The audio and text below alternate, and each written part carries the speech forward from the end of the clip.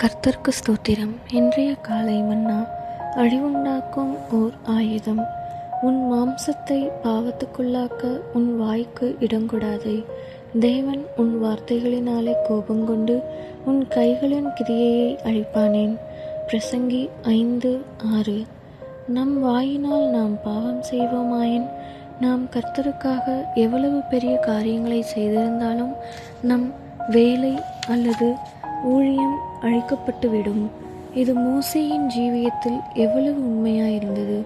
கானானுக்கு ஜனங்களை வழிநடத்த வேண்டிய அவனே தன் உதடுகளினால் பதறி பேசியபடினால் அவனால் அதனுள் பிரவேசிக்க முடியாமற் போயிற்றென்று புத்தியீனமாய் அவன் பேசினான் என்று ஆங்கில வேதாகமத்தில் நாம் வாசிக்கிறோம். உன் வாய்மொழிகளால் சிக்குண்டாய் என்று நீதிமொழிகள் 6:2 வாசிக்கிறோம். வாக்குத்தத்தம் பண்ணப்பட்ட தேசத்தை தாங்கள் அடைய முடியாது என்று கூறி தேவனுக்கு விரோதமாக முறுமுறுத்த இஸ்ரவேலரை நோக்கி தேவன், நீங்கள் என் செவிகள் கேட்க சொன்ன பிரகாரம் உங்களுக்கு செய்வேன் என்று கூறினார் என்று என்னாகமம் 14:28 நாம் வாசிக்கிறோம்.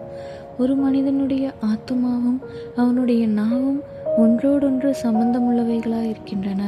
கர்த்தாவே, பொய் உதடுகளுக்கும் கபட நாவுக்கும் என் ஆத்துமாவை தப்புவையும் என்று சங்கீதம் 120:2 நாம் வாசிக்கிறோம்.